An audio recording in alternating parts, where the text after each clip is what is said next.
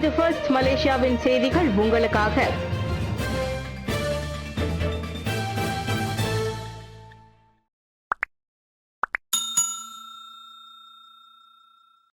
எண்ணெய் விலை பிரச்சனையை அரசியலாக்கும் தரப்பினர் பிரதமர் சாடல்.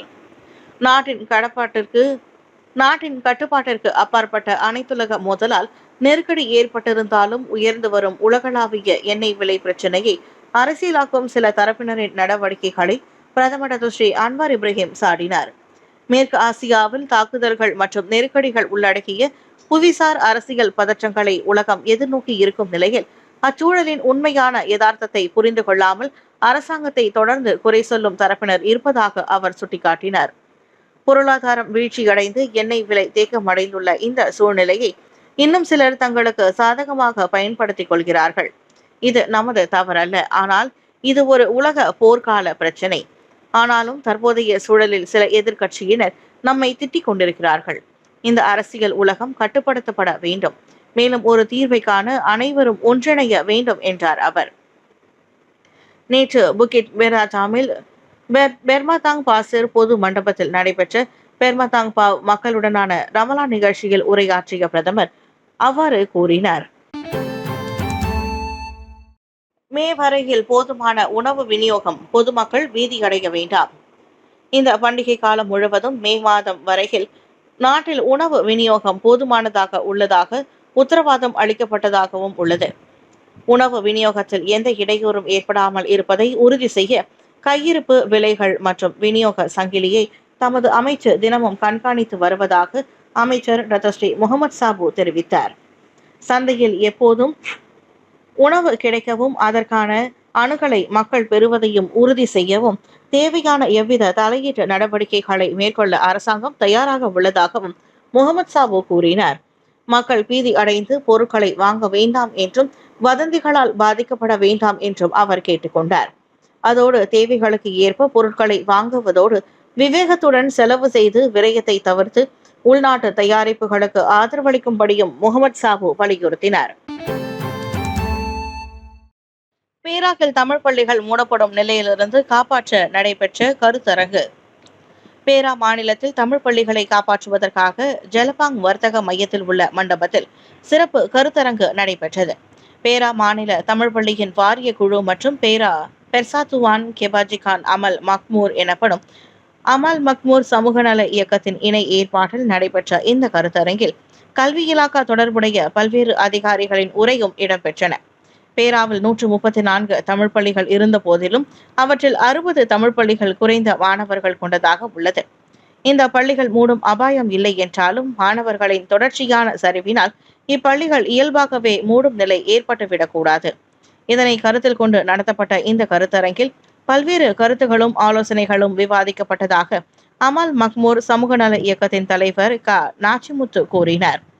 மாநில நிலையில் நடைபெற்ற இந்த கருத்தரங்கில் பெற்றோர் சங்க பொறுப்பாளர்கள், தமிழ் பள்ளி வாரிய குழு பொறுப்பாளர்கள், தலைமை ஆசிரியர்கள் மற்றும் ஆசிரியர்களும் திரளாக கலந்து கொண்டனர்.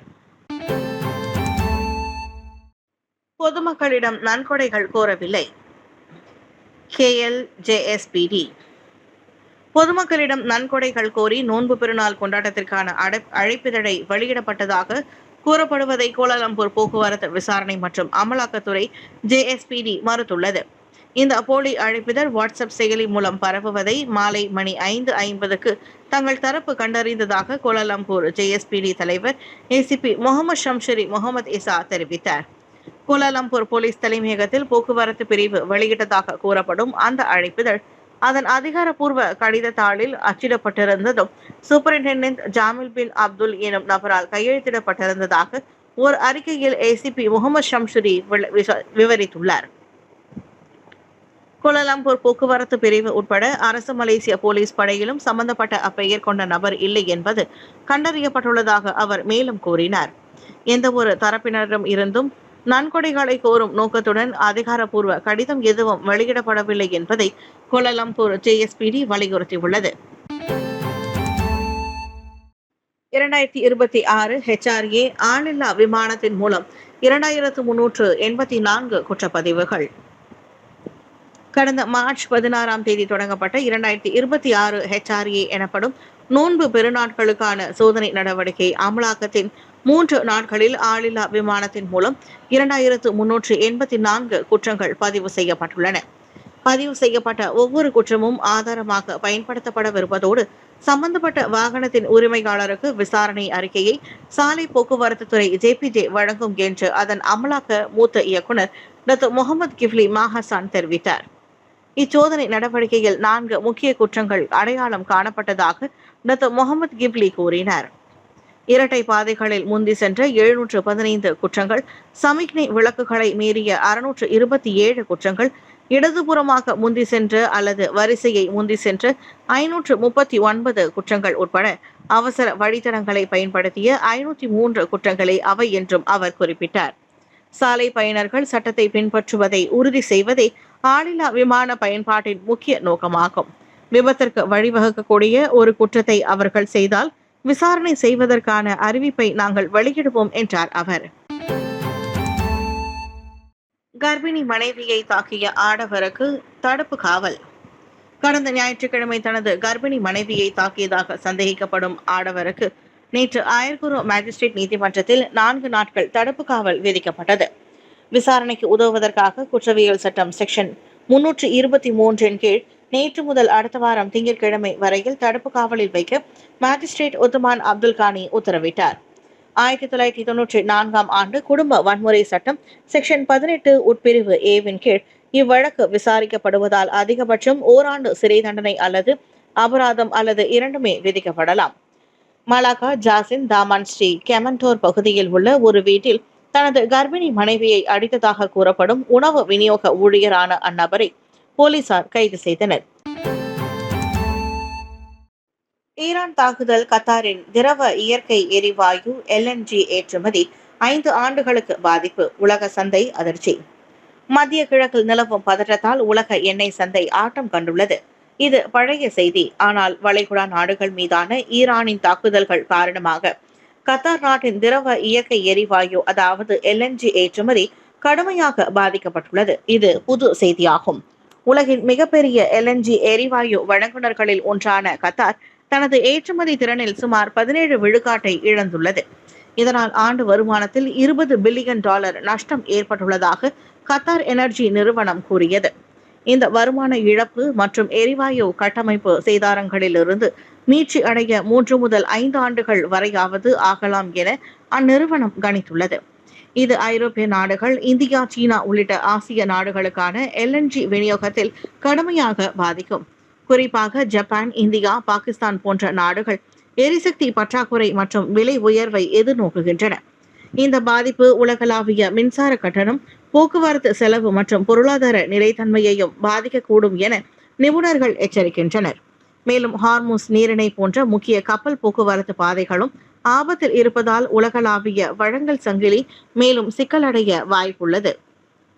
இதனால் பல நாடுகள் மாற்று எரிசக்தி ஆதாரங்களை தேடி வருவது குறிப்பிடத்தக்கது. இனி மனிதன் உயிர் வாழ தண்ணீர் தேவையில்லை நிரூபித்து காட்டிய கென்யா பழங்குடியினர். என்னதான் மனித உடல் பெருமளவு நீரினால் ஆனது என்றாலும் கிட்டத்தட்ட நீர் இல்லாமல் மனிதன் உயிர் வாழ முடியுமா என்பது கேள்விக்குறியே. ஆனால் அது சாத்தியமே என்பதை பல்லாயிரக்கணக்கான ஆண்டுகளாக நிரூபித்து வருகிறது ஆப்பிரிக்கா நாடான கென்யாவில் உள்ள ஒரு பழங்குடி சமூகம். ஆம், மேய்ச்சல் சமூகத்தினரான இந்த பழங்குடி மக்கள் மிகவும் குறைந்த தண்ணீரில் வாழ உதவும் தனிச்சிறப்பான மரபணு மாற்றங்களை உருவாக்கியுள்ளனர். இந்த பழங்குடியினர் பாரம்பரியமாக மாமிசம், பால், மிருக ரத்தம் ஆகியவற்றை உணவாக எடுத்துக்கொள்கிறார்கள். பல நூற்றாண்டுகளாக இயற்கையாகவே இவர்களின் உடல் தண்ணீரை சேமித்து வைத்துக் கொள்ளும் திறனை வளர்த்துள்ளது. இதனால் கடுமையான வெப்பமும் தண்ணீர் பற்றாக்குறையும் உள்ள சூழலில் கூட இவர்களால் உயிர் வாழ முடிகிறது. ஆனால் இது திடீர் மாற்றம் அல்ல. மாறாக சுமார் 5500 ஆண்டுகளுக்கு முன்பு அதிகரித்த வட்டார வறட்சியின் காரணமாக ஏற்பட்ட நீண்டகால பரிணாம வளர்ச்சியின் விளைவு என ஆராய்ச்சியாளர்கள் கூறுகின்றனர்.